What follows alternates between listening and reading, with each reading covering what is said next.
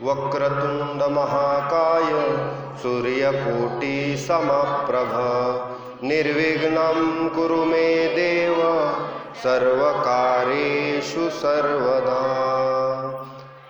महायोगपीठे तटे भीमरथ्यां वरं पुण्डरीकाय दातुं मुनीन्द्रे समागत्य तिष्ठन्तमानन्दकन्दम् परब्रह्मलिङ्गं भजे पाण्डुरङ्गम्। लोकाभिरामं रणरङ्गधीरं राजीवनेत्रं रघुवंशनाथं कारुण्यरूपं करुणाकरं तं श्रीरामचन्द्रं शरणं प्रपद्ये। मनोजवं मारुततुल्यवेगं जितेन्द्रियं बुद्धिमतां वरिष्ठं वातात्मजं वानरयूथमुख्यं श्रीरामदूतं शरणं प्रपद्ये। नागेन्द्रहाराय त्रिलोचनाय भस्माङ्गरागाय महेश्वराय नित्याय शुद्धाय दिगंबराय तस्मै नकाराय नमः शिवाय।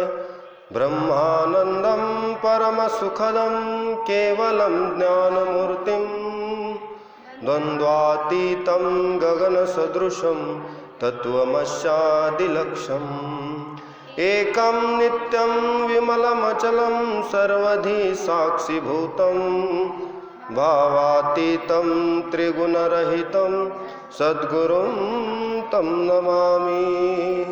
वसुदेवसुतं देवं कंसचाणूरमर्दनं देवकी परमानन्दं कृष्णं वन्दे जगद्गुरुं। गुरुर्ब्रह्मा गुरुर्विष्णु गुरुर्देवो महेश्वरः गुरु साक्षात् परब्रह्म तस्मै श्री गुरुवे नमः।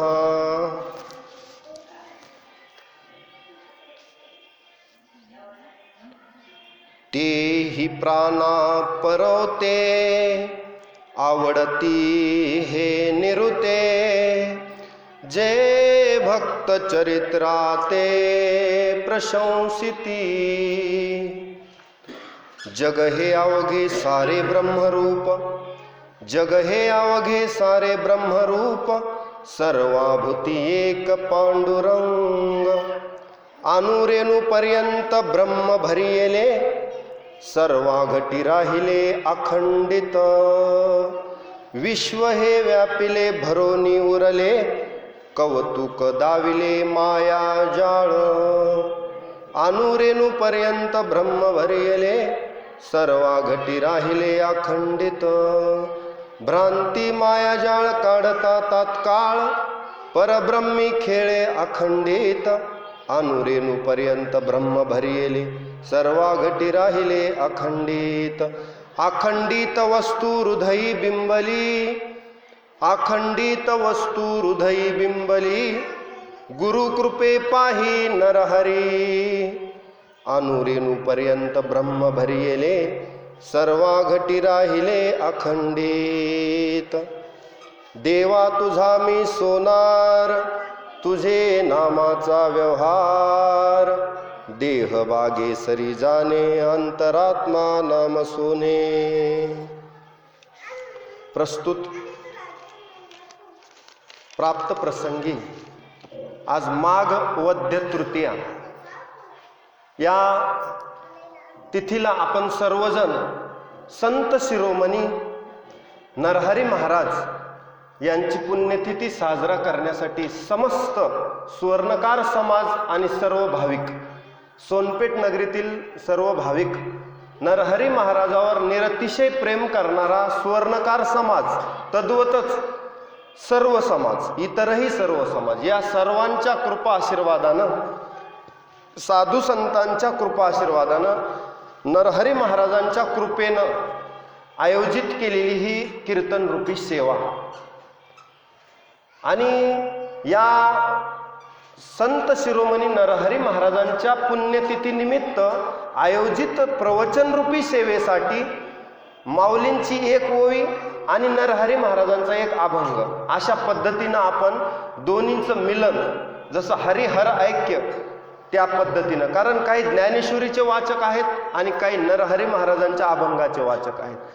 आज त्यांची पुण्यतिथी असल्यामुळं त्यांच्या अभंगावर आपण विश्लेषण करू. त्याचबरोबर नरहरी महाराजांच्या अनुषंगानं माऊलींनी जी ओवी लिहिलेली आहे, किंबहुना इतर भक्तांच्या अनुषंगानेही ती ओवी लागू पडते. अशा पद्धतीनं दोन्हीचा संगम, दोन्ही एक ओवी आणि एक अभंग या प्रवचन रूपी सेवेसाठी निवडलेला आहे. संत नरहरी महाराज यांनी अनेक अभंग रचले. त्याच्यामध्ये आपल्याकडं साधारणपणे 38 ते 40 अभंग उपलब्ध आहेत. त्याच्यातीलच आपण मागच्या वर्षी कीर्तन रूपी सेवेसाठी देवा तुझा मी सोनार तुझे नामाचा व्यवहार हा अभंग घेतला होता. मग यावर्षी थोडासा दुसरा अभंग मी निवडलेला आहे. त्या अभंगाद्वारे नरहरी महाराज म्हणतात, जग हे अवघे सारे ब्रह्मरूप, म्हणजे सर्व जग हे ब्रह्मरूप आहे, ब्रह्मीभूत. सगळ्या जगामध्ये ब्रह्म व्यापून उरलेला आहे. सर्वा घटी राम देहादेही एक, सूर्यप्रकाशक सहस्त्र रश्मी.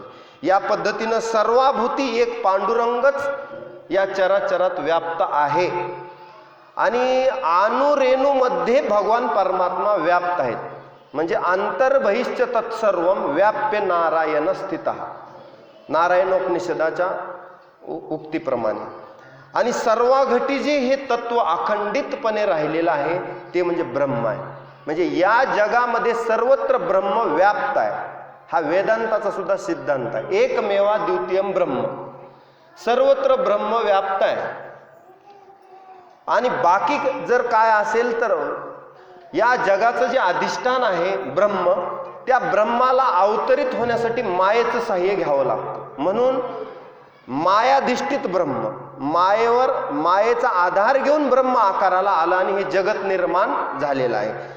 मग हे मायाधिष्ठित ब्रह्म ज्याच्यामुळं आपल्याला हे जगत दृश्य रूपात दिसतं. वास्तविक भगवंत हा अक्षर आहे आणि अज आहे, म्हणजे त्याला जन्म नाही मृत्यू नाही. अशा पद्धतीनं ब्रह्म हे कसं आहे, शाश्वत आहे, नित्य आहे. नित्य स्थाणुराचलोयम, सनातन आहे, नित्य आहे. आणि मग हे ब्रह्म सगळ्या जगात भरून उरलेलं आहे. हे ब्रह्म पाहण्यासाठी भक्तीचा डोळा पाहिजे, त्यालाच ते दिसतं. मग नरहरी महाराज शेवटच्या या अभंगात असं सांगतात की हे जग हे ब्रह्मरूप आहे आणि जे ब्रह्म जगात व्याप्त आहे तेच ब्रह्म प्रत्येक माणसाच्या हृदयात बसलेला आहे. सर्वस्य चाहम हृदय सन्निविष्टो, म्हणजे अखंडित वस्तू हृदयी बिंबली. आणि गुरुकृपे पाही नरहरी, पण ती दिसत नाही, हृदयात आहे अशी जाणवत नाही आपल्याला. कधी जाणवते, गुरुकृपे पाही नरहरी, गुरुकृपेनं दिसते. म्हणजे सद्गुरु नायके पूर्ण कृपा केली आणि निज वस्तू दाविली माझी मज. मग सद्गुरूकडून ते घ्यावं लागतं आणि घेतल्यानंतर मग माणसाला बोध होतो की मी ब्रह्म आहे, अहम ब्रह्मास्मी. मग लक्षात येते की ब्रह्म सत्य आणि जगन मिथ्या, जीव ब्रह्मेव नापराहा. जीव हे ब्रह्मरूप आहे, म्हणजे मी ब्रह्म आहे या अनुभूतीपर्यंत जीव जेव्हा जातो तेव्हा त्याच्या लक्षात येतं की या जगामध्ये मी अज्ञानात, अविद्येत आणि मायेत वावरत आहे आणि याचं पडळ काढून टाकल्यानंतर मग मी शुद्ध ब्रह्म आहे, चिदानंद रूप शिवोहम शिवोहम. कधी लक्षात येतं हे, मनोबुद्धी अहंकार चित्तानि नाहम, न च श्रोत्र जिह्वे न च घ्राण नेत्रे, न च व्योम भूमे न तेजो न वायू, चिदानंद रूप शिवोहम शिवोहम. अशा पद्धतीनं अर्थ असलेला अभंग, म्हणजे सर्वत्र ब्रह्म व्याप्त आहे. आता जे मी तुम्हाला अष्टक सांगितलं ते शंकराचार्यांनी सांगितलं की चिदानंद रूप शिवोहम शिवोहम, या अनुभूतीपर्यंत जाणं. मग ह्या जगामध्ये ब्रह्म आहे, तेच ब्रह्म माझ्यात येऊन राहिलेला आहे, किंबहुना मीच ब्रह्म आहे, ही अनुभूती या अभंगाद्वारे संत नरहरी महाराज आपल्याला सांगतात. हा थोडक्यात अभंगाचा भावार्थ आपल्या लक्षात आला असेल. आणि याच संदर्भानं माऊली जी ओवी सांगतात, माऊली सांगतात की जे भक्त माझ्या भक्ताचं गुणगान करतात, ते मला प्राणाहून आवडतात. देव काय म्हणतात अर्जुनाला गीतेमध्ये, अर्जुना माझे जे भक्त आहेत, म्हणजे भगवंताचे भक्त संत नरहरी महाराज आणि त्यांचे भक्त आपण, मग त्यांची जी लीला गातात, त्यांचे पवाडे जे गातात चरित्र उच्चारीनं, त्यांचे चरित्र जो उच्चारतो आवडीनं, पवित्र होईन चरित्र उच्चारी या न्यायानं. म्हणजे काय की चरित्र उच्चार करण्यानं आपण सुद्धा देवाचे आवडते होतो. लक्षात घ्या. म्हणजे काय की माऊलींची ओवी सांगतो, आपण घेतलेली ओवी अशी आहे की तेही प्राणा परवते आवडती हे निरुते, जे भक्त चरित्रा ते प्रशंसिती. जे भक्त चरित्राची प्रशंसा करतात ते मला आवडतात असं देव म्हणतात. म्हणून आपण भक्त शिरोमणी संत शिरोमणी नरहरी महाराजांचं जर आजच्या दिवशी चरित्र सांगितलं तर आपण देवाचे आवडते हो असं म्हणणं कुणाचं आहे? देवाचं आहे. तेही प्राणा परवते आवडते हे निरुते, जे भक्त चरित्रा ते प्रशंसिती. जे भक्त चरित्राचा उच्चार करतात, भक्त चरित्राप्रमाणे आचरण करतात, भक्त चरित्र सांगतात, किंबहुना भक्तांची कथा गातात, ते मला आवडतात. एके ठिकाणी देव म्हणतात पै प्रेमळाची वार्ता, जे अनुवादिती पंडुसुता, ते मानू परमदेवता आपुली आम्ही. ती आम्ही आपली परमदेवता मानू, म्हणजे देव त्यांना जवळ करतो. म्हणून आजच्या दिवशी नरहरी महाराजांचं जर चरित्र उच्चार केला, सांगितलं, ऐकलं तरी दोन्हीलाही पुण्यसारखंच आहे. म्हणून भगवंताचा आवडतं व्हायचं असेल तर भक्ताचं चरित्र ऐकणं गरजेचं आहे, सांगणं गरजेचं आहे, चरित्राचा उच्चार होणं गरजेचं आहे. सगुण चरित्रे परम पवित्रे सादर वर्णावी, सज्जन वृंदे मनोभावे आदि वंदावी. या न्यायानं त्यांच्या चरित्राचा उच्चार करण्याचा आजच्या दिवशी प्रयत्न करू. आता लक्षात घ्या, ही भूमिका थोडक्यात अभंगाला आज तेवढा न्याय देणं होणार नाही वेळेअभावी. पण जे भक्त चरित्राती प्रशंसिते, आज नरहरी महाराजांचं चरित्र आपल्या सर्वांना मनोभावे ऐकायचं आहे, भाव धरून ऐकायचे. ज्यांनी आपल्यासाठीच नाही जगासाठी, जगाच्या कल्याणा संतांच्या विभूती, देह कष्टविती परोपकारे, परोपकारासाठी संत येत असतात. अनेक जाती जमातीत अनेक संत झाले, म्हणजे त्याच जातीचे ते संत झाले का? असं नाही, असं नाही. कारण का संत कोणत्याही जातीत आले तरी ते जगाला पवित्र करत असतात. त्यांचं कुळ तर उद्धार करतातच, पण कोटी कुळाचा उद्धार करून जातात आणि जगाचाही उद्धार करतात. येथे उपकारासाठी आले घरजा वैकुंठी. मग असं एक महान चरित्र म्हणजे संत नरहरी महाराज, जे भगवंताचे आवडते झाले, लाडके झाले, ज्यांच्याशिवाय देवाला करमत नव्हतं. देवाच्या जवळ नित्य देव ज्यांच्या सानिध्यात राहायचे, नित्य देव ज्यांच्या सानिध्यात राहायचे ते नरहरी महाराज. भक्तीच्या बळावर देव आपल्या घरी आणला. कुणी? नरहरी महाराजांनी. त्यांचं चरित्र आजच्या दिवशी ऐकणं मनोभावानं हे गरजेचं आहे. आता भक्तीच्या बळावर देव आपलासा करणे, नरहरी महाराजाच्या दुकानात देव यायचे, घरी देव यायचे आणि नरहरी सोनारा घडू फुंकू लागे. काय करायचे देव येऊन? जे काय आपला व्यवसाय आहे त्या व्यवसायातले कर्म आहेत, घडू फुंकू लागणं असो किंवा सोन्यापासून अलंकार बनवणं असो, ते देव करू लागायचे नरहरी महाराजाला. हे कसं शक्य झालं? देवा भक्तीच्या बळावर. भक्ती तशी होती आणि नित्य कर्म तसं होतं. शुद्ध कर्म आचरलं ना देव भक्तीच्या बळानंच अंकित होतो, दुसऱ्या कशानं नाही. पैशानं देव अंकित होतो का? सत्तेनं? अजिबात नाही. देवावर सत्ता फक्त देवा सत्ता राबवावी. तुका म्हणे भावे आणि देवा सत्ता राबवावे. भावानं देवावर सत्ता चलते. भाव असेल ना देव तिथे उभाच असतो. भाव तेथे देव. भाव नसेल तर देव कसा येईल? म्हणून मूळ काय? देवा कारणे भाव तस्मात. मग नरहरी महाराजाजवळ तो भाव होता म्हणून देव त्यांच्याकडे यायचे. एका ठिकाणी एकनाथ महाराज म्हणतात, काय नरहरी महाराजांचं पुण्य असेल की देव त्यांना आपल्या सोबत वागवत होता, त्यांच्या घरी काम करत होता. सुखाचा सागर विसोबा खेचर, नरहरी सोनार प्राण माझा. माझा प्राण आहेत म्हणले नरहरी महाराज. कोण? नाथ महाराज म्हणतात माझा प्राण आहेत. काय भक्त आहे, काय भक्त आहे. गावं तेवढं चरित्र कमी आहे. कारण का? नरहरी महाराजांनी देव आपलासा केला, आणि या जगात ज्यानं देव आपला केला त्याला या जगात दुसरं आपलं करण्याची गरज नाही. आपुला तो एक देव करून घ्यावा, तेने विन जीवा सुख नोहे. त्याशिवाय जीवाला सुख नाही. तुम्ही आम्ही संसारामध्ये दिवस रात्र परिश्रम करतो, सुख मिळालं का? परमार्थामध्ये जे सुख आहे, जी शांती आहे, जे समाधान आहे, आता तुम्ही मंदिरात बसल्यानंतर जे समाधान आपण अनुभवतो ते बाहेर नाही. बाहेर सारखी तळमळ आहे जीवाला, हे नाही ते नाही, ते आहे हे नाही, दिवस रात्र आपण त्याच्यामध्ये आहे. पण परमार्थामध्ये शांती आहे, समाधान आहे. आणि नरहरी महाराजांनी ज्या पद्धतीनं जीवन जगलं त्या पद्धतीनं मला सुद्धा जीवन जगायचं. आपल्या व्यवसायातच परमार्थ आणला त्यांनी. देवाकडे जाण्याऐवजी देवालाच घरी आणलं. कसं केलं हे शक्य? तर त्यांनी सांगितलं, मी काय केलं की माझा व्यवसाय करत करत नामस्मरण केलं, आणि त्या नामस्मरणाच्या बळावर शुद्ध कर्म केले, शुद्ध आचरण केलं. नैमित्तिक कर्म माझा जो व्यवसाय आहे, भागा आला तो करावा व्यवसाय, तो व्यवसाय करत करत प्रपंचालाच परमार्थ करून टाकला.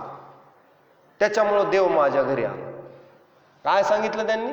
प्रपंचालाच परमार्थ करून टाकला. म्हणजे प्रपंच सोडावा असं नाही, प्रपंच परमार्थमय करावा. म्हणजे काय? संसार ब्रह्मरूप केला त्यांनी. अवघाची संसार ब्रह्मरूप केला आणि विठ्ठल स्वरूप म्हणून या त्यांनी विठ्ठल स्वरूप केला, आणि म्हणून त्यांचा संसार सुखाचा झाला, परमार्थमय करून टाकला.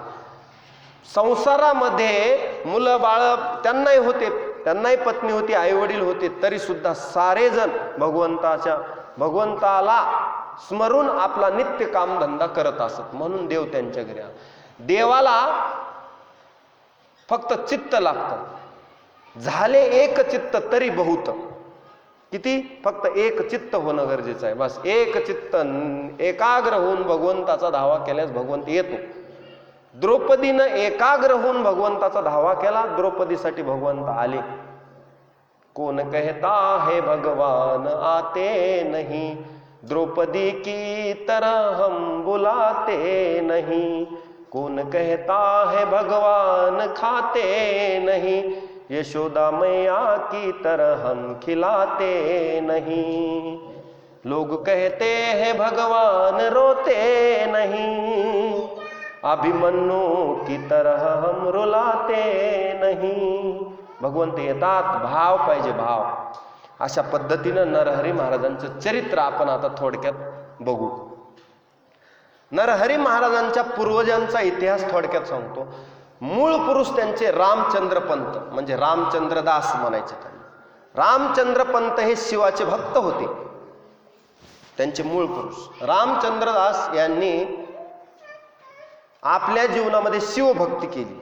ओम नमः शिवाय, ओम नमः शिवाय सतत जप केल्यानंतर शुद्ध सात्विक भाव, अष्ट सात्विक भाव भगवंताप्रती जागृत झाल्यावर भगवंत तिथे उभाच असतो. माझे भक्त गाती जेथे, नारदा मी उभा तेथे, तेथेच मी असतो. मद्भक्ता यत्र गायंती तत्र तम तिष्ठामी, तिथंच मी असतो, है ना. जे भक्तिभावानं माझं गुणगान करतात तिथं भगवंत येतो. मग रामचंद्रदास हे त्यांचे मूळ पुरुष. त्यांनी सतत ओम नमः शिवाय भगवंताची भक्ती केली. शिवशंकर प्रसन्न झाले. एके दिवशी त्यांना शिवलिंग सापडलं आणि त्या शिवलिंगाची स्थापना त्यांनी केली. मंदिर बांधलं पंढरपूरला येऊन, आणि त्या ठिकाणी मल्लिकार्जुन या भगवंताची स्थापना केली. आता सुद्धा ते मंदिर आहे. मग रामचंद्रदास यांचा शेवटी जीव जन्माला आला की त्याला कधीतरी जावंच लागतं, कारण इथं मृत्यूलोक आहे, इथं कर्म संपले की जावं लागतं. मग त्यांचा मुलगा कृष्णदास, तोही पारमार्थिक. कृष्णदासांनी सुद्धा शिवभक्ती केल्यानंतर त्यांच्या आयुष्यात आपल्या वडिलांची, माझ्या वडिलाची मिराशी गा देवा तुझी चरण सेवा पांडुरंगा, त्यांनी भक्ती केली. कृष्णदासाचा मुलगा हरिप्रसाद मात्र शिवभक्त होते, पण जास्त प्रेम गणपतीवर होतं. मग गणपतीवर प्रेम असल्यामुळं गणपतीची उपासना करायची. एका दिवशी त्यांच्या व्यापारामध्ये चोरांनी त्यांना लुटलं आणि भगवंताचा धावा त्यांनी केल्याबरोबर त्या चोरांनी द्रव्य परत आणून दिलं. त्या ठिकाणी गणपतीच्या रूपानं 9 रूपात गणपती आले आणि त्या संकटातून त्यांना सोडवलं. ते स्थळ म्हणजे राजूरचा गणपती, जालना जिल्ह्यात. त्या ठिकाणी त्यांना सोडवलं त्या संकटातून. कुणाला? हरिप्रसाद त्याच्यानंतर त्यांनी आपला व्यवसाय चांगला सांभाळला, भगवंताची उपासना केली.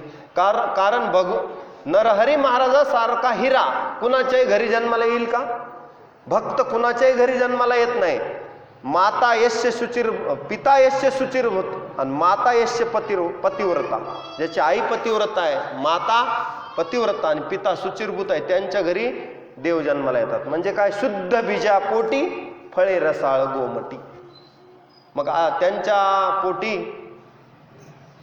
हरिप्रसादांच्या पोटी पुढे मुलगा जन्माला आला, मुकुंददास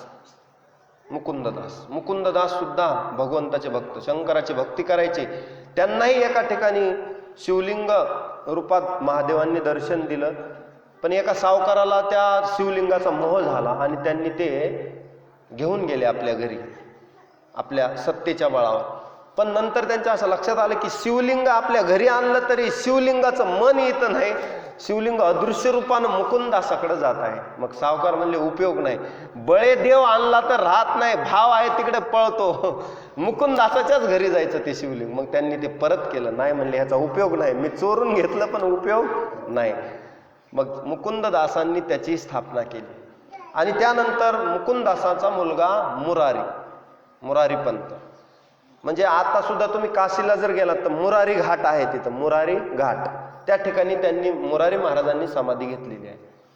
आणि मुरारी महाराजाचा मुलगा म्हणजे अच्युत पंत, म्हणजे नरहरी महाराजांचे वडील. कोण? अच्युत पंत. मग अच्युत बाबांचं सुद्धा लग्न झालं सावित्री नावाच्या मुलीशी, नाशिक येथील एका सोनार समाजातील मुलगी, आणि त्यांचं नाव होतं सावित्रीबाई. अच्युत पंत आणि सावित्रीबाई. मग या दोघांचा विवाह झाला वसंत पंचमीच्या शुभ मुहूर्तावर. आणि दोघही सात्विक. अच्युत बाबांनाही भगवान शंकराची आवड, ते पंढरपुरातच येऊन राहिले. पुन्हा अच्युत बाबा आपल्या वाडवडिलांनी जिथं मल्लिकार्जुनाची स्थापना केली तिथंच जाऊन राहू म्हणले. त्यांचं मन उदास झालं, तिथं आले आणि भगवंताची भक्ती करू लागले. अशाच पद्धतीची पत्नीही त्यांना सात्विक मिळाली. कारण पुण्यवताम ग्रहे, चांगली पत्नी मिळणं हे सुद्धा पुण्य आहे. आणि सावित्रीबाई आणि अच्युत बाबांचा संसार चांगला चालला. त्यामध्ये बरेच दिवस झाले पुत्र प्राप्ती नाही. मग एके दिवशी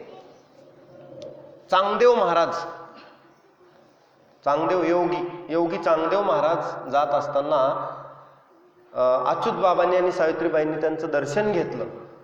दर्शन घेतल्यानंतर पुत्रवान भव असा आशीर्वाद चांगदेव महाराजांनी दिला. मग त्यांना आनंद झाला, कारण साधूचा आशीर्वाद फुकट जात नाही. साधूचा आशीर्वाद फुकट जात नाही, तो फळाला येतो, तो आशीर्वाद लाभतो, कारण त्यांचं तप असतं. चांगदेव म्हणजे योगी होते, फार वर्ष त्यांनी तप केलेलं होतं. त्यांच्या आशीर्वाद रूपी फळ म्हणजे सावित्रीबाई आणि अच्युत बाबांना मुलगा असा झाला ज्यांनी त्रिलोक्यामध्ये आपली कीर्ती, आजही नरहरी महाराजाचं नाव निघतं म्हणजे त्यांची चंद्र सूर्य असे तोपर्यंत कीर्ती आहे. साधूचा आशीर्वाद आहे आणि भगवंताची कृपा आहे. त्यांनी सांगितलं की भगवान, आपण मल्लिकार्जुनाची दोघांनी सेवा केली म्हणून आपल्या पोटी नरहरी महाराजांसारखा शुद्ध सात्विक भगवत भक्त जन्माला आला. आणि मग नामकरण चांगदेवांना बोलवलं, त्यांनी नामकरण केलं, नरहरी नाव ठेवलं. नरहरी कोणाचं? अच्युत बाबा आणि सावित्रीबाईच्या पोटी जो मुलगा जन्मला तो म्हणजेच आपले नरहरी महाराज. नरहरी महाराज जन्मल्या त्यांनी कुंडली बघायला सांगितलं देवबापाला. चांगदेव महाराजांनीच पाहिलं आणि म्हणले हा तर मुलगा फार मोठा भक्त आहे, अनेक अवतारात यांनी भजन केलेलं आहे. उदाहरण सांगतो म्हणले, राम अवतारात जांबुवंत रूपानं भगवंताचं काम केलेलं आहे, रामासोबत राहिलेले आहेत, आणि तोच मुलगा तुझ्या पोटी आलाय म्हणजे मोठा भगवत भक्त आहे. आणि चांगदेव महाराजांनी नाव ठेवलं नरहरी आणि सांगितलं की तुझ्या पुत्राचे आयुष्य जाण 92 वर्ष जाण चांगा म्हणणे, याला चांगलं आयुष्यही मिळणार आहे, भगवत भक्त आहे आणि भक्तीचा प्रसार जगामध्ये करणार आहे, घाबरू नका तुमचा मुलगा. असं म्हणल्यावर मात्या पित्यांना आनंद झाला. आपल्या एवढ्या दिवसाच्या तपश्चर्येचं फळ आपल्याला चांगला मुलगा मिळाला, शुद्ध सात्विक मुलगा आपल्या पोटी जन्माला आला म्हणजे आई वडिलांचंही पुण्य आणि त्यांचं नाव मोठं होतं आई वडिलाचं. कारण का मातृवान पितृवान आचार्यवान वेद असं सांगितलंय आपल्या ह्याच्यात. मग असे सुपुत्र जन्माला आल्यानंतर फार आनंद झाला त्यांना. आणि मग नरहरी महाराज लहानाचे मोठे होऊ लागले. हळूहळू त्यांचं भक्तीकडं मन, जे उपजताच ज्ञानी असतात आणि उपजताच भक्ती घेऊन आलेले असतात, त्यांना सांगायची गरज नाही, उपजताची ज्ञानी असतात ते. आणि भक्तिभाव हा तत्रतम लभते पौर्वदेहिकम, त्यांना मिळालेला असतं ते. त्या पद्धतीनं नरहरी महाराज आपल्या आयुष्यामध्ये भगवंताचं नामस्मरण करत लहानपणापासून भगवत भक्ती करू लागले. मल्लिकार्जुनाच्या मंदिरात दररोज बेल वाहिल्याशिवाय आणि शंकराचं दर्शन घेतल्याशिवाय आपल्या दुकानावर जात नसत. दररोज नित्यनेम करायचे. काहीतरी माणसानं नित्यनियम करावा. आणि त्या न्यायानं त्यांनी आपले कर्मही शुद्ध सात्विक केले, परमार्थ शुद्ध केला आणि भगवंतावर भाव. पण एक मात्र भगवान शिवाची उपासना. राहायला पंढरपुरात, घर मल्लिकार्जुनाच्या मंदिरात, पण चित्तही फक्त मल्लिकार्जुनाकडंच. जवळच विठ्ठलाचं मंदिर आहे पण विठ्ठलाकडे जात नव्हते बघा. मग एके दिवशी सगळ्या वारकऱ्यांना असं वाटलं की नरहरी महाराज फक्त भगवान शंकराचीच उपासना करतात, शिवाचीच उपासना करतात, पण विठ्ठलाकडे जात नाहीत. आम्ही एवढ्या लांबून लांबून पांडुरंगाच्या दर्शनाला पंढरीला येतो आणि हे मात्र इथल्या इथं असून विठ्ठलाकडे जात नाहीत. याची थोडी खंत वाटली. पण अधिकार काय होता? अधिकार असा होता, निवृत्ती महाराजाकडे तक्रार घेऊन गेले सगळेजण. निवृत्तीनाथ म्हणजे ज्ञानेश्वराचे मोठे बंधू. त्यांनी सांगितलं, तुम्ही नरहरी महाराजाची तक्रार करता का? विठ्ठल मंदिरात जात नाहीत. त्यांनी थोडंसं स्मित हास्य केलं आणि परत पाठवलं वारकऱ्यांना. वारकऱ्यांना वाटलं निवृत्तीनाथाला आम्ही सांगालो तरी यांनी हसले ना आम्हाला पाठवून दिलं. पण एक दिवशी प्रसंग असा झाला की नामदेव महाराजांच्या घरी भंडारा होता. भंडारा मल्लिकार्जुनाच्या मंदिरातच होता. सगळ्यांनी तिथं उपस्थिती लावली होती. त्यात निवृत्तीनाथांनी जप सुरू केला, ओम नमः शिवाय, ओम नमः शिवाय. जप सुरू केल्यानंतर सगळ्यांनी तो जप सुरू केला आणि चमत्कार असा झाला की भगवान शंकर प्रगट झाले त्या ठिकाणी. सर्वांना दर्शन दिलं भगवान शंकरानं. पशूनाम पतिम पापनाशम परेशम गजेंद्रस्य कृतिम वसानम वरेण्यम जटाजूट मध्ये स्फुरद्गांगवारिम महादेवमेकम स्मरामी स्मरारिम. महादेवाला सगळ्यांनी वंदन केलं. आणि महादेव एकटे नव्हते, जे तक्रार करणारे वारकरी ते बसले होते. निवृत्तीनाथ जप करत होते आणि समोर महादेव प्रगट झाले. एकटे नव्हते, नरहरी महाराजाला हाताला धरून समोर आले. सगळ्यांना दर्शन दिलं, सगळ्यांनी वंदन केलं. नरहरी महाराजांचा अधिकार कळाला. बोला नरहरी महाराज की. सर्वांना अधिकार कळाला की नरहरी महाराज शिवाचे एक निष्ठ भक्त आहेत आणि भगवान शंकराच्या जवळचे आहेत. भगवान शंकरांनी ज्यांना कडेवर घ्यावं, आपल्या मांडीवर घ्यावं, जीवनाचा उद्धार झाला. आणि मग लक्षात आलं की शंकराचे भक्त आहेत, शंकर प्रसन्न आहे. आणि मग निवृत्तीनाथांनी सांगितलं, बघा मी जे हसलो होतो, मला माहित होतं की जरी विठ्ठलाच्या मंदिरात येत नसतील तरी भगवान शंकर आणि विठ्ठल वेगळे नाहीत. पण आणखी नरहरी महाराजांना ते ज्ञान व्हायचं बाकी आहे. म्हणजे जसं नामदेव महाराजांना वाटत होतं की विठ्ठल हा मूर्तीतच आहे. मग एकदा त्यांचं मडकं कच्चं ठरवलं. सगळे संत बसले आणि म्हणले, नाम्या तुझं मडकं कच्चं आहे. म्हणले, कच्चं? मी तर देवाला दररोज बोलतो, मी कसा कच्चा? हो कच्चाच आहेस तू फक्त मूर्तीत विठ्ठल बघतोस. मग भगवंताकडे ते गारानं घेऊन गेले. देवा मी तुझ्यासोबत दररोज राहतो, मी हाक मारली तू येतोस, माझ्या घरी जेवतोस, माझ्यासोबत राहतोस, मी कसा कच्चा? मी भक्तीमध्ये परिपूर्ण आहे. देवांनी सांगितलं, नाही नाम्या, तुला भक्तीत परिपूर्ण व्हायचंय ना, तुला औंढ्या नागनाथला जावं लागेल विश्वोबा खेचरांकडे. तू आणखी गुरु केला नाहीस. मग गेल्यावर विश्वोबा खेचर यांच्याकडे गेल्यावर नामदेवराय विश्वोबा खेचर महादेवाच्या पिंडीवर शिवलिंगावर पाय देऊन बसले होते. म्हणले, देवानं मला ह्यांच्याकडे कशाला पाठवलं? म्हणले, देवाचा सुद्धा आदर नाही या माणसाला. त्यांना प्रश्न विचारला, अहो सर्व लोक महादेवाच्या पाया पडतात आणि तुम्ही पाय देऊन बसलात, उचला पाय बाजूला करा, मला दर्शन घ्यायचे. पाय बाजूला ठेवून दुसरीकडे ठेवला, उचलून नामदेव महाराजांनी, तिथंही शिवलिंग तयार झालं. पुन्हा पाय उचलला, दुसरीकडे ठेवला, तिथंही शिवलिंग तयार झालं. जिथे पाय ठेवील तिथे शिवलिंग. नामदेव महाराज म्हणले आश्चर्यच आहे, देवानं पाठवलंय म्हणजे अधिकार आहे. मग पाय धरले विश्वभा खेचरांचे, गुरु केलं. विश्वभा खेचरांनी उपदेश दिला की नामा, असं कुठं एखादं स्थळ नाही जिथं देव नाही, प्रत्येक ठिकाणी देव आहे. हे तुला आणखी ज्ञान व्हायचं बाकी होतं, आता तू पक्का झालास, आता लक्षात. मग देव म्हणले आता पक्का झाला का नाही, परीक्षा घेऊ नामदेवाची. मग एकदा नामदेव जेवण करीत असताना पांडुरंगाने एका कुत्र्याचं रूप घेऊन त्यांच्या हातातली रोटी पळवून नेली आणि फक्त तुपाची वाटी हातात राहिली, बुडवून खात होते. मग नामदेव महाराजांना लक्षात आलं की सगळीकडे ईश्वर भरलेला आहे, सगळीकडे ईश्वर व्याप्त आहे. म्हणजे ऐसा ज्याचा अनुभव विश्वदेव सत्यत्वे. मग त्यांनी काय केलं, त्या कुत्र्याच्या पाठीमागं वाटी घेऊन लागले. अरे अरे, कोरडी भाकरी खाऊ नको, तुपात बुडवून खाय. आणि मग पांडुरंगानं दर्शन दिलं, नामा तू पक्का झालास. म्हणजे तुला सगळीकडे ईश्वर दिसला. प्रत्येक माणसात, कुत्र्यात, प्राण्यात, सगळीकडे तुला ईश्वर दिसला. सर्वत्र ईश्वर दर्शन हो ना, यालाच म्हणायचं जग ब्रह्मरूप जाण. जग ब्रह्मरूप जाण. तू जाणलंस जगाला ब्रह्मरूप. प्रत्येक माणसात, प्राणी मात्रात, चराचरात, दगडात, पानात, सगळीकडे जनीवनी अवघा देव. सर्वत्र ईश्वर दर्शन कुणाला झालं, नामदेव महाराजाला. तसंच नरहरी महाराज सर्वत्र देव पाहायचे. त्या वारकऱ्यांना सुद्धा लक्षात आलं की नरहरी महाराजांचा अधिकार आहे. फक्त नरहरी महाराजाला जे द्वैत आहे, द्वैत, की शंकर वेगळे आणि पांडुरंग वेगळे, हे द्वैत काढलं पाहिजे, हे द्वैत गेलं पाहिजे. नामदेवरायांचं जसं गेलं, द्वैत गेलं, मग त्यांना लक्षात आलं की बरोबर आहे. तसं नरहरी महाराजांचं जायचं बाकी होतं. आणि भगवंतालाही काळजी होतीच मधून मधून की आपला एवढा श्रेष्ठ भक्त आहे, पण मल्लिकार्जुन म्हणजे शंकरात आणि विठ्ठलात भेद करतोय, हे बरोबर नाही. कारण आम्ही दोघं एकच आहेत. हरिहरा भेद नाही करू नये वाद, एक एकाचे हृदय गोडी साखरेच्या ठाई. उजवे वाम भाग आणि तुका म्हणे एकच अंग. एकच आहेत दोघं, हरिहर ऐक्य म्हणायचं. एकच असताना नरहरी महाराजाच्या मनात संकल्प असा आलेला आहे, विकल्प, की हे दोन भिन्न आहेत. पांडुरंग वेगळे, महादेव वेगळे. मी पांडुरंगाकडे जाणार नाही, मी शंकराकडे जाणार. पण शंकर आणि पांडुरंग एकच आहेत, एवढंच फक्त अभेद ज्ञान व्हायचं बाकी होतं. आणि ते करून द्यायचं होतं देवाला कुणाच्या तरी निमित्तानं. लक्षात द्या. मग आता काय करावं. एकदा एक नागेश नावाचा सावकार, त्याला मुलगा झाला. आता ते भगवंताच्या रूपानं हा भेद काढण्यासाठीच ही कथा घडली, हा प्रसंग घडला, हे मी तुम्हाला सांगत होतो.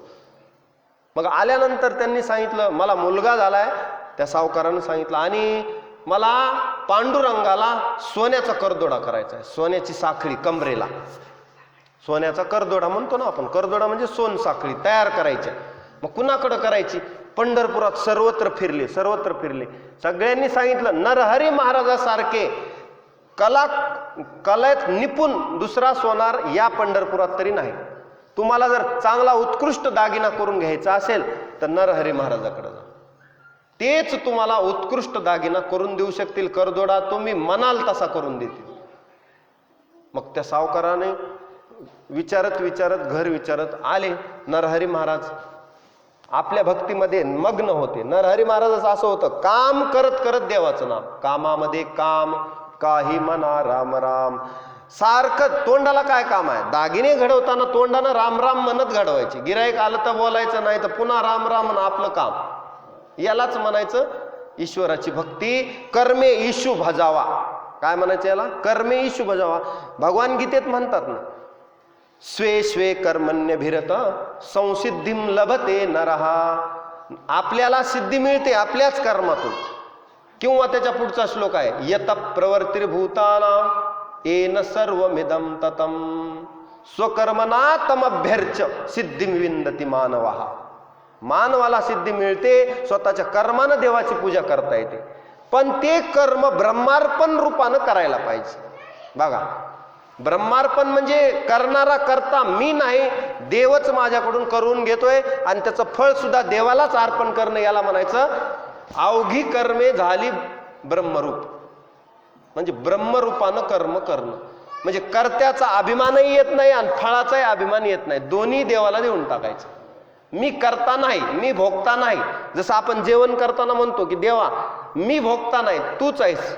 खाणार आहे तूच, फक्त मी खातोय, पण पचवणार आहे तूच आहे. ओम सहनावतु म्हणतो ना आपण. देव म्हणजे देव म्हणतात ना भगवद्गीतेमध्ये, अहम वैश्वानरो भूत्वा प्राणिनाम देहम आश्रिता प्राणापान समायुक्त पचाम्यन्नम चतुर्विधम. मीच 4 प्रकारचं अन्न पचवतो. म्हणजे आपण म्हणतो ना उदर भरण नोहे जाणीजे यज्ञ कर्म. यज्ञ कर्म म्हणून आम्ही दिलं. जसं ऋषीपत्न्यांनी अन्न दिलं भगवान श्रीकृष्णाला आणि गोपाळांना, त्यांच्या पतीची आज्ञा उल्लंघून दिलं. मग यज्ञभोक्ता नारायणच आहे हे लक्षात आलं पाहिजे. यज्ञभोक्ता नारायणच आहे ना आपल्यात तो स्थित आहे हे लक्षात ज्याच्या आलं त्याची कर्म ब्रह्मार्पण होतात आणि त्या कर्मानंच देवाची त्याला पूजा करता येते. म्हणजेच आपली कर्मकुशलता देवाला अर्पण करणे. लक्षात घ्या, आपली कर्मकुशलता देवाला अर्पण करणे यालाच म्हणायचं भक्ती. मग अशी भक्ती करत बसलेले असताना तो सावकार त्यांच्याकडे आला. आल्यावर त्यांनी सांगितलं की मला मुलगा झालेला आहे आणि माझा नवस होता की हा सोन्याचा करदोडा पांडुरंगाला द्यायचा आहे, तुम्ही करून द्याचा चांगल्या पद्धतीनं. नरहरी महाराज म्हणले ठीक आहे, पण तुम्हाला माप आणून द्यावं लागेल. कुणाचं? पांडुरंगाचं. मी मंदिरात जात नाही. कोणत्या? पांडुरंगाच्या. विठ्ठलाच्या मंदिरात मी जात नाही. मी आतापर्यंत मल्लिकार्जुन सोडून म्हणजे भगवान शंकराला सोडून कुणाचं नावही घेतलं नाही आणि कुणाकडे गेलोही नाही. एक निष्ठतेनं भगवान शंकरावर माझी भक्ती आहे, मी विठ्ठलाकडे जात नाही. मग असं म्हणल्यावर त्या सावकाराचा नाईलाज झाला. मग ते म्हणले ठीक आहे, म्हणले मी माप घेऊन येतो आणि त्या पद्धतीनं तुम्ही त्या मापाचा करदोडा मला सोन्याचा बनवून द्या, काय हरकत नाही. म्हणले ठीक आहे. ठरलं त्यांचं. त्या पद्धतीनं त्यांनी ते माप आणून दिलं. आणून दिल्यावर करदोडाही बनवला. मग एकादशीच्या दिवशी त्याला अभिषेक करून तो करदोडा देवाला अर्पण करायचा होता. वाजत गाजत सगळेजण तिकडे गेले मंदिराकडं. आता देवबाप्पांनी सांगितलं आता अभिषेक झाला, आता देवाला तुम्ही अलंकार हे करा परिधान. मग अलंकार घेतले. आता अलंकार अर्पण करणार. बघितलं करदोडा, तो करदोडा दिलेल्या मापापेक्षा लांब झाला, खाली येऊ लागला करदोडा, लांब झाला. मग सावकाराला राग आला, मी तर बरोबर माप दिलं होतं आणि नक्की नरहरी महाराजांनी चूक केली, जास्त मापीचा केला, जास्त लांब केला. मग रागा तो आला. नरहरी महाराज म्हणले तू जेवढं माप दिलं होतंस तेवढंच केलंय, त्याच्या पलीकडे नाही. ते पुढे काय झालं मला माहित नाही. पुढे भगवंतानंच हे करून घेतलं, हे दोघांनाही माहित नाही. भगवंताला ते घडवून आणायचा होता प्रसंग. जसं नामदेवाच्या बाबतीत घडवून आणला मी सांगितलं, तसाच नरहरी महाराजांच्या बाबतीत घडवून आणायचा होता. मग त्या सावकाराला काय माहित किंवा नरहरी महाराजाला तरी काय माहित, दोघांना माहित नाही. पण भांडालेत दोघं, वास्तविक भांडण लावणारा तिसराच आहे. भांडालेत दोघं, सावकाराची चूक नाही आणि नरहरी महाराजाची चूक नाही. चूक या देवाची आहे. हो, देव मोठा खेळ आहे. खेळी या माझी म्हणजे तो खेळ करत आहे. खेळ कोण करायला आहे? देव. भांडण ह्या दोघा. देवाला खेळ कशासाठी करायचा आहे की नरहरी महाराजाचा भेद काढून टाकायचा बुद्धीतला. आम्ही शंकर एक आहोत हे दाखवून द्यायचं, त्याच्यासाठी देवाचा खेळ आहे. त्यानं खेळ मांडीला वाळवंटी आहे आणि हे दोघांचं भांडण. आणि हा बघायलाय, देव बघायलाय मस्त. बघा म्हणजे काही माणसं असे असतात ना, लावून द्यायचं आणि बघायचं त्या पद्धतीनं. मग ठरल्याप्रमाणे ते म्हणले ठीक आहे, थोडं साखळ्या कमी करून देतो. पुन्हा बघा, पुन्हा बघितलं, पुन्हाही कमी पडू लागला, कधी जास्त होऊ लागला. आता काय करायचं? म्हणले ते तसं जमणार नाही, तुम्ही स्वतः चला आणि स्वतः माप घ्या. मी येत नाही मंदिरात, तुम्हाला अगोदरच सांगितलं. बरं येत नाही तर एक त्याच्यावर युक्ती करू आपण, तुमच्या डोळ्याला पट्टी बांधू, तुम्ही देवाला बघू नका, तुमच्या हातानं तुम्ही माप घ्या फक्त. मग या अटीवर तयार झाले नरहरी महाराज. ठीक आहे म्हणजे जाऊ द्या, डोळ्याला पट्टी बांधल्यावर काय आपल्याला देवाचं तोंड बघायचं नाही, विठ्ठलाचं. फक्त आपल्याला भगवान शंकराचं नाम आणि भगवान शंकराचंच रूप ध्यानात ठेवायचं. मग आता आले पट्टी बांधून मंदिरात, पट्टी बांधून आले. माप घ्यायच्या वेळेस असा प्रसंग घडला, असा चमत्कार घडला की त्यांना शिवलिंग तिथं दिसू लागलं, महादेव दिसू लागले, व्याघ्रचर्म दिसू लागलं, गजचर्म दिसू लागलं, गळ्यामध्ये कवटीच्या माळा दिसू लागल्या, शंकराच्या गळ्यातला साप दिसू लागला, डोक्यावरली गंगा दिसू लागली, डमरू, त्रिशूळ हे सगळं दिसू लागलं. भगवान शंकराचा स्पर्श त्यांना जाणवला. ते म्हणले असं कसं काय? तुम्ही मला कोणत्या मंदिरात आणलं? म्हणले चुकून आणलं तुम्ही. हे मल्लिकार्जुनाचंच मंदिर आहे. मी 100% सांगतो. तुम्ही माझ्या डोळ्यावर पट्टी बांधली म्हणून काय झालं, देवानं मला दर्शन दिलं इथं, महादेवानं. आणि सावकार म्हणले, अहो तुम्हाला काही तर भ्रम झाला, तुम्ही विठ्ठलाच्या मंदिरात आहेत. नाही नाही नाही, तुम्ही चुकलात. आणखी दोघाचं भांडण लागलं. नाही म्हणले. मग नरहरी महाराज म्हणले, पुन्हा एकदा बघतो. पुन्हा हात लावल्यावर पुन्हा सुद्धा भगवान शंकराचंच दर्शन झालं. नाही म्हणले, इतक्या वेळा चूक होत नसते. तुम्ही मला पट्टी बांधून फसवलं आणि दुसऱ्या महादेवाच्याच मंदिरात आणलं, आणि पिंडीचं माप कसं घेऊ म्हणले मी आता. तुम्ही तर विठ्ठलाला करदोडा द्यायचा म्हणतात. नाही हो देवा महाराज, नरहरी महाराज, हे विठ्ठलाचंच मंदिर आहे, तुम्ही डोळा उघडून बघा.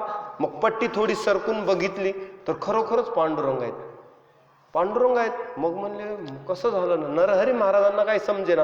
पुन्हा डोळ्यावर पट्टी बांधली, पुन्हा माप घेऊ लागली. असं 2-4 वेळा झाल्यावर पुन्हा बघितलं उघडून तर पांडुरंगच. म्हणजे पांडुरंग एकदा, महादेव एकदा. मग त्यांना असं तिथलं जे द्वैत होतं त्यांच्या मनातलं, त्यांच्या लक्षात आलं की पांडुरंगच महादेव आहेत आणि महादेवच पांडुरंग आहेत. शिव आणि विष्णू एकची प्रतिमा, एकची प्रतिमा, ऐसा ज्याचा नेमा सदोदित. त्यांचाच अभंग पुन्हा त्यांनी रचला. शिव आणि विष्णू एकची प्रतिमा. मग त्यांना लक्षात आलं की हरिहरा भेद नाही करू नये. मग त्यांनी म्हणले, मी आयुष्यभर दोघात भेद समजत होतो, पण भेद तर नाही, या दोघांत ऐक्य आहे. आणि भक्ता भक्तामध्येच भांडणं. मी शैव तू वैष्णव, मी वैष्णव तू शैव. कुणात भांडणं? भक्ता भक्तात. उभा गंध लावायचा का आडवा गंध लावायचा? कुणामध्ये भांडणं? भक्तामध्ये. वास्तविक उभा गंध आणि आडवा गंध दोघे एकच तिकडं, पण भांडणं कुणात चालू आहेत? भक्तामध्ये. शिव म्हणतात आम्ही वैष्णवाकडे जाणार नाहीत, आणि वैष्णव म्हणतात आम्ही शिवाकडे. असं कसं म्हणले? एका जनार्दनी शिव, एका जनार्दनी शिव, तोच शिरोमणी महादेव. एका जनार्दनी वैष्णव, शिरोमणी महादेव. महादेव मुख्य, आदिनाथ उमा बीज प्रगटिले. महादेवानंच हे ज्ञान दिलंय. कोणतं? वैष्णव संप्रदायातलं ज्ञान तरी कुणाचं आहे? महादेवाचंच आहे. बघा, निवृत्तीनाथ गहिनीनाथांनी तेच सांगितलं होतं. गहिनीनाथांनी गुरु करत असताना तेच सांगितलं होतं, तेच त्यांच्या प्रचितीला आलं नरहरी महाराजाच्या. कारण निवृत्तीनाथांनी सांगितलं होतं की हरिहरा भेद करू नये. मी सुद्धा नाथपंथी आहे म्हणले, पण माझा शिष्य म्हणजे माझा भाऊ ज्ञानेश्वर महाराज वैष्णव आहेत, वैष्णव आहेत. मग आता ज्ञानदेव वैष्णव मोठा, वैष्णव आहेत. म्हणजे नाथपंथी आणि वैष्णव वारकरी यांचं ऐक्य त्या ठिकाणी झालेलं होतं. तसाच अनुग्रह मग त्यांनी ज्ञानेश्वराकडून घेतला. गुरु गैबीनाथ सांगतात, गैबीनाथ म्हणजेच गहिनीनाथ. गहिनीनाथाचं त्यांना दर्शन झालं होतं नरहरी महाराजांना. त्यांनी हे समजून सांगितलं आणि त्यांना गुरु केलं. अशा पद्धतीनं मग नरहरी महाराजांचा भेद या ठिकाणी संपला. त्यांना लक्षात आलं की शिव आणि विष्णू एकच आहेत.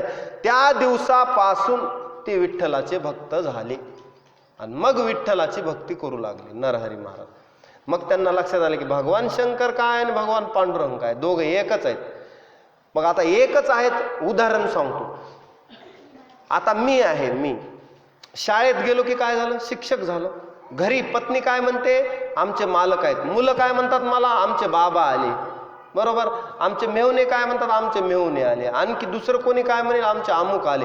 मग मी एकच आहे, पण मला नाव किती बदलले. एका ठिकाणी मी बाप झालो, एका ठिकाणी मुलगा आहे. माझे वडील म्हणणार हे माझा मुलगा आहे, तुम्ही म्हणणार हे महाराज आहेत. म्हणजे मला नाव बदलले, पण मी एकच आहे. तसं भगवंत एकच आहे, त्याचे नाव भिन्न बदलले. आपण कोणी शिव म्हणेल, कोणी विष्णू म्हणेल, आणखी कोणी ब्रह्मा म्हणेल. वेगवेगळ्या नावानं आपण देवाला हाक मारू शकतो. आणि देवाच्या अनंत रूपे अनंत वेशे, वेगवेगळ्या रूपात तो आलेला आहे. मग वास्तविक या जगाला चालवणारं ब्रह्म एकच आहे ना. एकमेवाद्वितीयम ब्रह्म, एकच ब्रह्म आहे. तेच सर्वत्र नटलेलं आहे आणि वेगवेगळ्या पद्धतीनं अवताराला येतं. निर्गुण निराकार परमात्मा मायेच्या अधिष्ठान घेऊन सगुण साकाराला येतो. या न्यायानं मग नरहरी महाराजांच्या लक्षात आलं की खरोखर या जगात एकच चित शक्ती आहे. तिला वेगवेगळे नाव किती द्या, पण भगवंत एकच आहे आणि तो जगाचा ब्रह्मांडाचा नायक आहे. ब्रह्मांडाचा नायक आहे. ब्रह्मांड सगळं चालवणारा तो आहे. पितामहश्च जगतो, माता धाता पितामह, वेद्यम पवित्रम ओंकार रुक्षा मेजुरेवच. तोच या जगाचा करता धरता आहे. गतिर्भरता प्रभू साक्षी, निवास शरणम सुरुत, प्रभव प्रलय स्थानम निधानम बीजमव्ययम, म्हणजे तोच सगळ्या सृष्टीला पोसितो जगासी एकलाची, एकटाच पोसतो. हे ज्ञान ज्याला झालं त्याला नरहरी महाराज कळाले. मग या जन्मात आपल्याला जर नरहरी महाराजांचं महत्व नाही लक्षात आलं तर आपला जन्म व्यर्थ गेला. मग या जन्मात हे ज्ञान करून घ्यायचंय. आणि हे ज्ञान नाही कोठे, दुसरीकडे हे ज्ञानच नाही. पशूंना कळेल का? पशु काय जाणीती पाप पुण्य, पशुला कळत नाही. मानवाला मात्र मन आणि बुद्धी आहे, याच्या जोरावर तो देवाला आपलंसं करू शकतो याच जन्मात. याची देही घडे देवाचे भजन. म्हणून अशा भक्ताचं आजच्या दिवशी चरित्र उच्चारणं, म्हणून माऊली म्हणतात तेही प्राणा परोते आवडती मज निरुते, जे भक्त चरित्रा ते प्रशंसिती. अशा न्यायानं आपण नरहरी महाराजांचं चरित्र बघितलं. आता नरहरी महाराजांचं आणखी चरित्र असं आहे पुढे. नरहरी महाराजांना लक्षात आलं हरिहर ऐक्य, त्यांचा जो भेद होता हरिहरामधला तो गेला आणि ऐक्य प्रस्थापित झालं. देवाला आनंद झाला.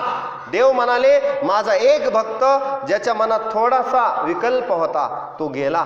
मग देवालाही आनंद झाला. कारण देवाला आपला मुलगा कुठं जर चुकू लागला तर देवाला वाटते कधी कोणीतरी भेटावं त्याला सांगावं. कारण आपण सांगून सांगून थकलो तर तो ऐकेलच असं नाही. एखाद्या वेळी कोणीतरी सहज सांगतो त्याचा प्रकाश त्याच्या डोक्यात पडतो. मग आपल्याला वाटतं चला कशा का पद्धतीनं त्याच्या डोक्यातला जो विकल्प होता तो गेला. इच्छा कुणाची होती? बापाची होती की मुलगा सुधारावा. कुणाच्या का संगतीत पण सुधारला ना, बस वडिलाला सुधारणं पाहिजे. कसा का सुधारेना, संतांच्या संगतीत लागला सुधारला. मग वडिलांना वाटतं बरं झालं माझं काम संतांनी केलं, माझ्याच्यानं जे होत नव्हतं ते संतांनी केलं. मग नरहरी महाराज भक्ता देवाला वाटू लागलं माझ्याच्यानंही काम होईना गेलं नरहरी महाराजाला, माझ्यापासून वेगळं करायचं, ह्या दोघांचं ऐक्य प्रस्थापित करायचं. ते ऐक्य निवृत्तीनाथाच्या कृपेनं त्या सावकाराच्या रूपानं का होईना पण पूर्ण झालं. मग देवालाही आनंद झाला. देवालाही भक्ताचा आनंद होतो. कारण देवाशिवाय भक्त नाही, भक्ताशिवाय देव नाही. देवालाही देव पण भक्तामुळं आहे आणि भक्ताला भक्त पण देवामुळं आहे. त्याच्यामुळं दोघं बी वेगवेगळे नाहीत, एकच असतात. देव आणि भक्त यांचा असा हा अनुपम असा संबंध असतो. जर गुरु शिष्याचा जसा संबंध असतो तसाच देव भक्ताचा. देव भक्त, देव हा भक्त वत्सल आहे. भक्तावर संकट आलं तो भक्ताचे काम करतो. आणि भक्त हे देवालाच कोणत्याही संकटात पडता जड भारिंदासी आठवावा हरी. ते कुठल्याही काळात देवाचं स्मरण करतात. जरी हे आकाश वर पडो पाहे ब्रह्मगोळ भंगा जाय, तरी मी तुझीच वास पाहेगा पांडुरंगा. देवाचाच धावा करतात. त्यांना कळतं की या जगात शरण जाण्यायोग्य फक्त देव आहे, बाकी या मृत्यू लोकातलं सगळं नाशिवंत आहे. आणि मग अविनाश कोण आहे? एक परमात्माच अविनाश आहे. म्हणून त्यालाच शरण जावं. सर्व धर्मान परित्यज्य मामेकम शरणम व्रज अहम त्वाम सर्व पापेभ्यो मोक्षयिष्यामि मा शुचः. म्हणजे काय की त्याला शरण गेल्यानंतर आपले पाप जातात आणि माणसाचा उद्धार होतो भक्तीमुळे. अनेक भक्तांचा उद्धार झाला. आपल्यालाही पदरात घेणार आहे, म्हणजे आपलाही उद्धार करणार आहे हा विश्वास निर्माण होतो. न मे भक्त प्रणश्यती, माझा भक्त नाश पावत नाही, कधीही नाश पावत नाही. भक्ताला देव जवळ करतो आणि त्याला सद्गतीला सद्वृत्तीला त्याची सद्वृत्ती पोषण करतो आणि त्याला सद्गतीला घेऊन जातो. उत्तमची गती तो एक पावेल, उत्तम गतीला त्याला घेऊन जातो. म्हणून नरहरी महाराजाचा आता व्यवसाय सुरू झाला. आता मात्र ते विठ्ठल भक्त बनले. मग आता व्यवसाय करत करत परमार्थाचं चिंतन, अभंगाचं लेखन आणि आल्या गेलेल्याला परमार्थाच्या गोष्टी सांगणं. म्हणजे काय? सहज बोलणे हितोपदेश करोनी सायास शिकविती. कोणीही येऊ द्या, अडाणी जड मूड पापी जैसे तैसे, कसेही आले तर उतरी कासे लावणी. संताजवळ कसलाही जरी आला, विपाई जरी आठवला तरी आपुली दे योग्यता. मग संतांजवळ आल्यावर तैसे संता ते पाहता घेवसावे, म्हणून ऐकावे वानावे तेची सदा. जैसे हरपले आपण पे पावे, ते संता ते पाहता घेवसावे, म्हणून ऐकावे वानावे तेची सदा. ज्ञानोबराय म्हणतात ना, त्या पद्धतीनं भगवत भक्त कसं काम करतो देवाचं. बसल्या बसल्या जे गिऱ्हाईक येईल त्याला सोन्यासोबत हरिनामाचं सोनं द्यायचं. लक्षात घ्या. व्यवहार कसा आहे देवा? सहज आहे. मंदिरात जायची सुद्धा त्यांना गरज नाही. सोनं देत देतच हरिनाम घ्या. देव घ्या कोणी देव घ्या, देव घ्या फुका न लगे रुका. हा, सहज घ्या. मग लोकांना हरिनाम स्मरणाचं महत्व सांगू लागले. दुकानात आपलं काम करत करतच. यालाच भक्ती म्हणायचं. भगवंतापासून जो क्षणभरही विभक्त नाही तो भक्त. तो भक्त म्हणजे 24 तास त्याची वृत्ती भक्तीची आहे. नुसता कृतीनं भक्त नाही, वृत्तीनं भक्त आहे. वृत्तीनं भक्त आहे. वृत्ती काय आहे? त्या वृत्तीनं भक्त आहे. म्हणून नरहरी महाराज हे सगळ्या जगावर त्यांचे उपकार आहे. त्यांच्या दुकानात आलेलं गिराईक सुद्धा भाग्यवान. अहो त्याला सोनं तर मिळायचंच, पण हरिनामाचं सोनं मिळायचं त्याच्या सोबत गिफ्ट. म्हणजे 1 के 7 1 फ्री आपण म्हणतो ना, याच्यावर हे फ्री. अशा पद्धतीनं त्यांचा व्यवहार. म्हणून ते म्हणतात ना, देवा तुझा मी सोनार तुझे नामाचा व्यवहार. व्यवहार तुझ्या नामाचाही माझा सोबतच असतो. हे व्यवहार करत करत ते व्यवहार करतो. लोकांना मी सांगतो, अरे बाबा हा देह बागे सरी जाण. हे देह, या देहात त्रिगुणाची करुणी मूस आत ओतीला ब्रह्मरस. याच्यात त्रिगुणाचं शरीर बनलेलं आहे. पंचमहाभूतांनी बनलेला आहे. हा देह नाशिवंत आहे, जाणार आहे. आणि याच्यात अंतरात्मा नाम सोने. त्या अंतरात्म्याला ओळखा आणि त्याला एकदा ओळखी करून घेतली अंतरात्म्याची की तुमचं काम झालं. मनुष्य जन्माचं, मनुष्य जन्म सार्थक झाला. या देहाचं सार्थक करण्यासाठी भगवंताची ओळख करून घ्या. ती घेतल्याशिवाय तुमचा उद्धार नाही. ह्या उपदेश त्यांनी आपल्या व्यवसायातून लोकांना करून दिला.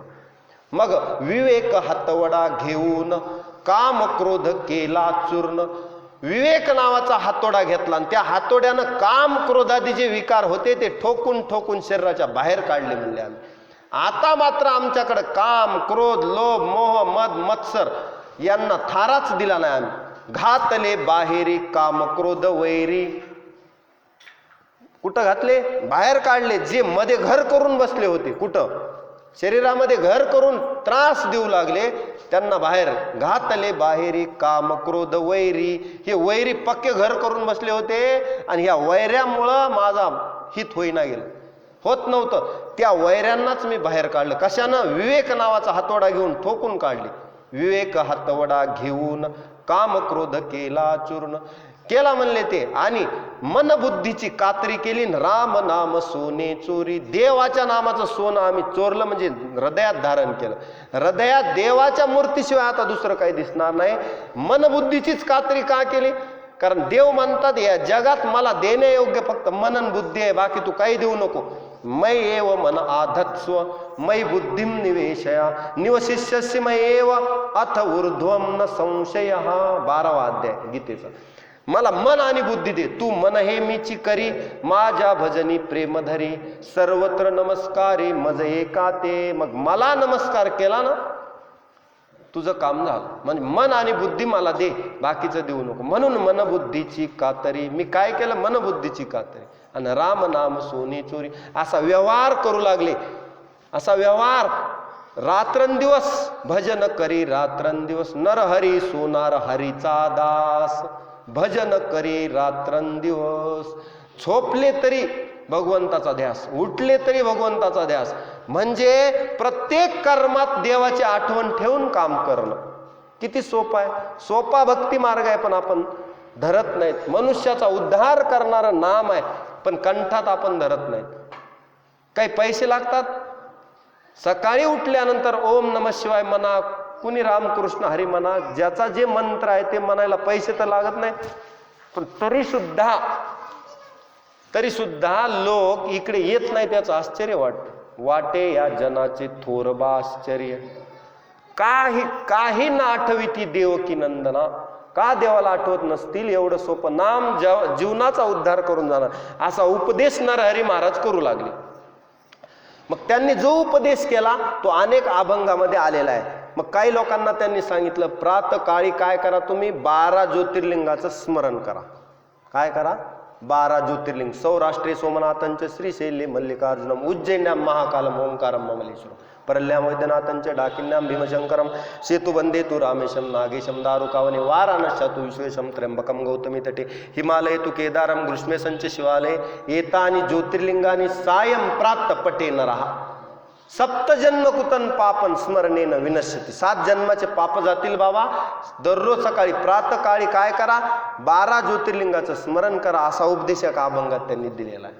असे अनेक देह नाशिवंत आहे. अंतरात्म्याला जाणा, ज्योतिर्लिंगाचं ध्यान करा आणि आत्मनैवेद्य समर्पिले ज्योतिर्लिंग मग द्यायले, अशा पद्धतीने आत्मज्योतीनं देवाची ओवाळणी करा हे सांगितलं. काम क्रोध बाहेर काढा, विकारांना थारा देऊ नका, मी ब्रह्म आहे याची जाणीव करून घ्या, अहम ब्रह्मास्मीपर्यंत जा आणि भगवत स्वरूप व्हा आणि जग ब्रह्मरूप जाणं, सर्वत्र समत्व बुद्धी ठेवा.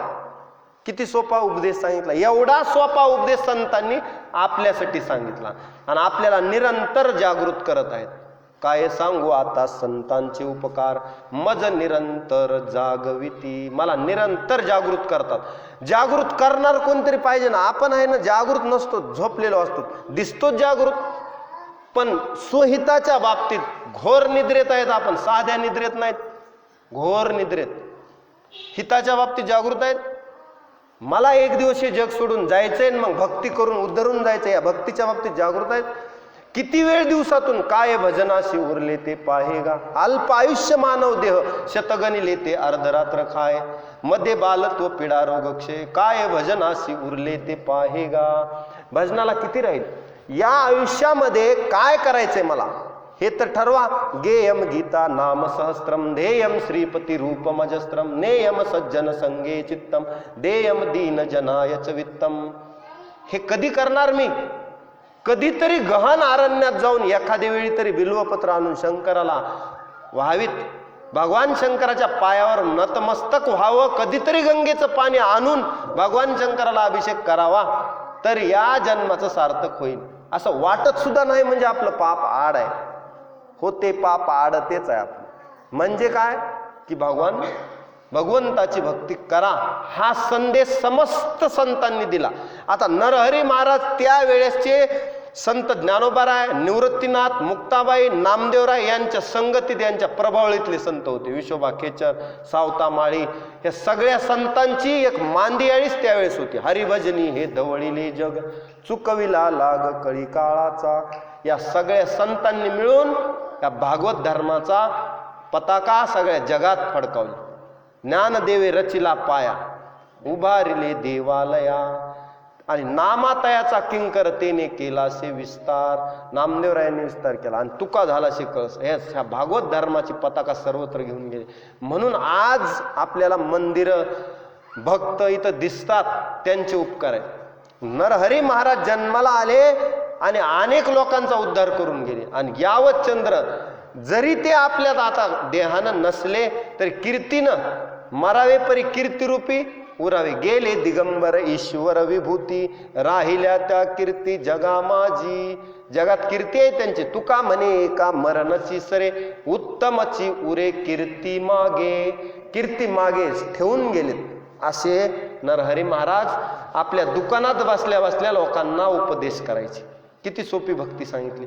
मग हळूहळू त्यांचं लग्न झाल्यावर, त्यांचं लग्न अशी पत्नी मिळाली त्यांना, गंगाबाई म्हणून. गंगा ती नाशिकचीच त्यांची पत्नी सुद्धा. आणि एवढी सुंदर, आपल्या मालकाच्या वचनाच्या पुढे जायचं नाही. पतीची या मतान अनुसरोनी पतिव्रता.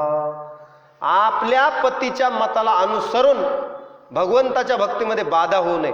नरहरी महाराज आता स्नानाला गेले तर तोपर्यंत बिल्वपत्र पुष्प त्यांचे तयार ठेवायची पत्नी, त्याला म्हणायचं सात्विक पत्नी. त्यांच्या भक्तीत कुठं बाधा होऊ नये म्हणून काळजी घ्यायच्या. कोण? गंगाबाई, त्यांच्या पत्नी. आणि हळूहळू त्यांना 2 मुलं झाली. एक भगवान शंकराच्या कृपेनं त्याचं नाव मल्लीनाथ ठेवलं, त्यांना मल्लू किंवा मालू म्हणायचे ते लाडानं. आणि दुसरा नारायण, विठ्ठलाच्या प्रसादानं. म्हणून दोघी हरे हर ऐक्य, मुलात सुद्धा नाव त्यांनी तसे ठेवले, म्हणून हे ऐक्य स्थापित केलं. मग हे 2 मुलं झाले. सुखाचा संसार नरहरी महाराजाचा. नरहरी महाराज, गंगाबाई आणि पुत्र मल्लीनाथ आणि नारायण, सगळे सात्विक. एका घरात एवढे पुत्र सात्विक जन्माला येणं. पवित्र ते कुळ पावन तो देश, जेते हरीचे दास जन्म घेती.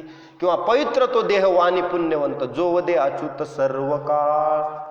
कधी? सर्व काळ सांगितलं. सर्व काळ ज्यांना भगवंताचं स्मरण आहे असे नरहरी महाराज, त्यांचा संसारही सुखाचा, परमार्थ संसारातच केला, परमार्थ रूप केला संसार, याला म्हणायचं संत.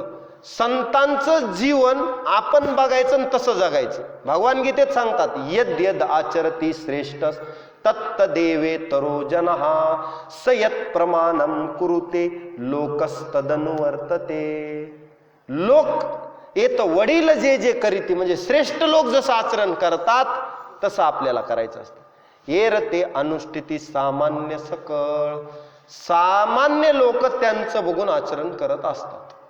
म्हणून संत हे जगाला मार्ग दाखवतात. ते नंदादीपासारखा प्रकाश देऊन दुसऱ्यांनाही मार्ग दाखवतात. मार्ग दावूनी गेले आधी दयानिधी संत ते. म्हणून नरहरी महाराज संत होऊन गेले. सगळ्या समाजाला त्यांनी भक्ती मार्ग दाखवला, भक्तीचा प्रसार केला आणि भगवंताचे आवडते झाले. मलाही एक दिवस संतांच्या मार्गाने जाऊन देवाचं आवडतं व्हायचं. कधीतरी देवानं म्हणावं की हा माझा भक्त आहे. तुलसीदास एकदा म्हणाले देवाला, देवा सगळं जग म्हणतं की तुलसीदास महाराज खूप हुशार आहेत, खूप चांगले आहेत, ज्ञानी आहेत आणि वरती चांगले भक्त आहेत, पण माझं समाधान नाही लोकांच्या म्हणण्यामध्ये. तू एकदा मला म्हणावंस की तुलसीदास तू माझा भक्त आहेस, एवढं जर म्हणलास ना देवा तू, तर मग जगानं मला वाईट म्हणू दे, हरकत नाही, पण तू एकदा म्हण, एक बार कहो तुलसीदास मेरा है.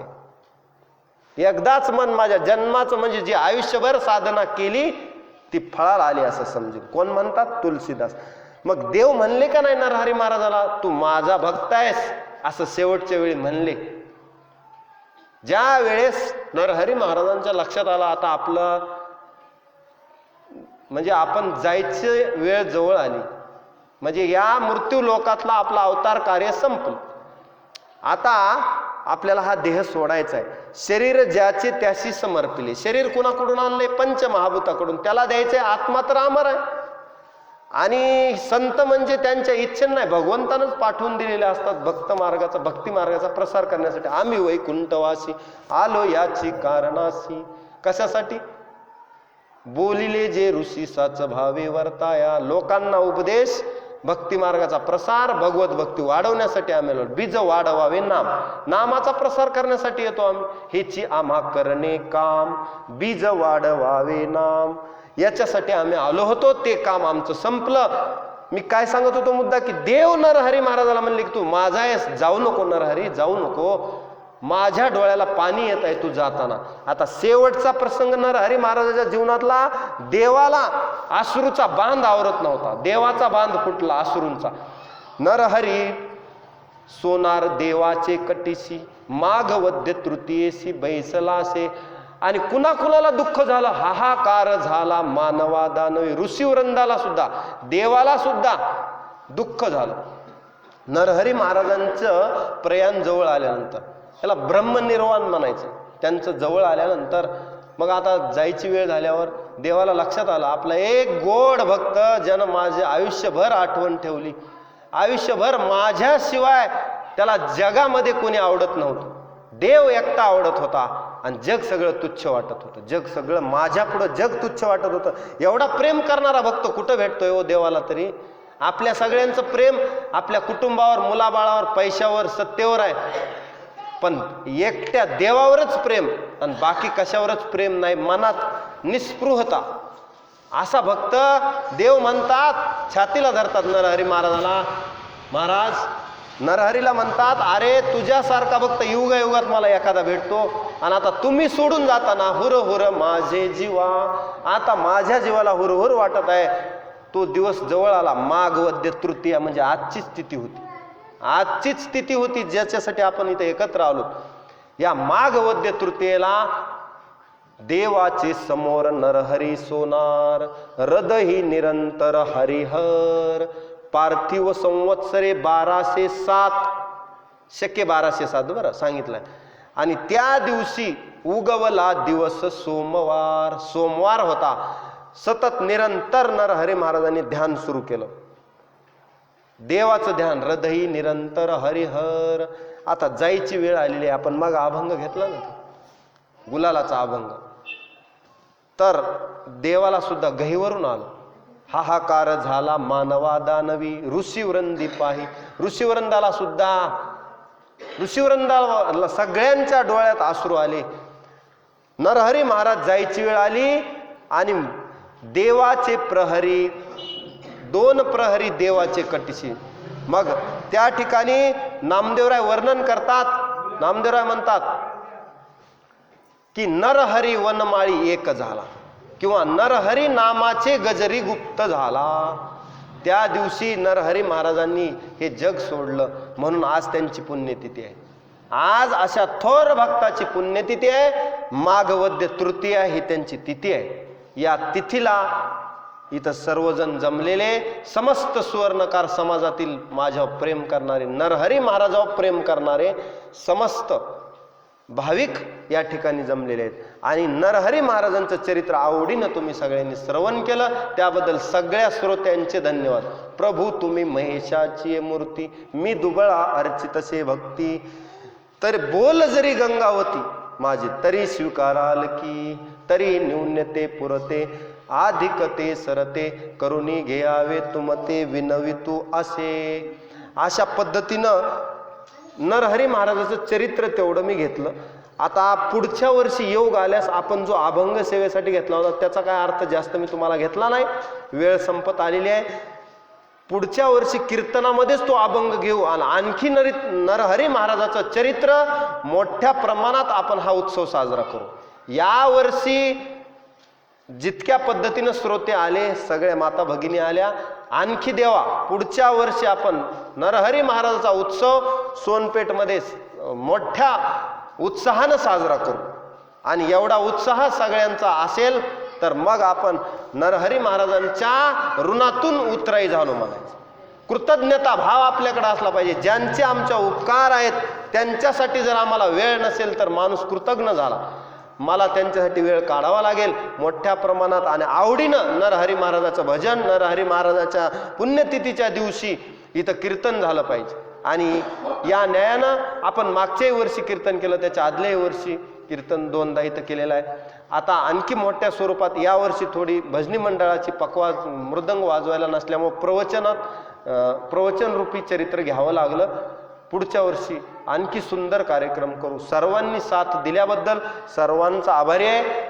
मला या ठिकाणी निमंत्रित केलं या सगळे सुवर्णकार समाजातले जेवढे भाविक आहेत त्या सगळ्यांचा मी ऋणी आहे. आणि मला नरहरी महाराजांची सेवा करायला भेटली, मनातून आनंद वाटला.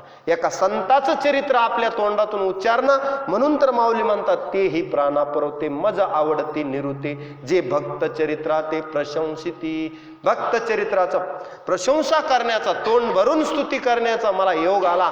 आणि नरहरी महाराजांनी मला भक्तीचा प्रकाश माझ्या डोक्यामध्ये टाकला, त्याबद्दल मी त्यांचा ऋणी आहे. मला सेवा करण्याचा योग आला.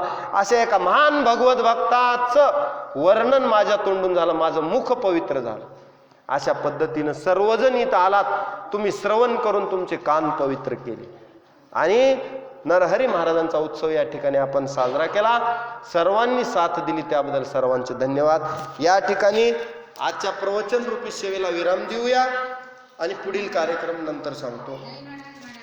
सर्वेत्र सुखिनः सन्तु सर्वे सन्तु निरामया सर्वे भद्राणि पश्यन्तु मा कश्चित् दुःखमाप्नुयात्.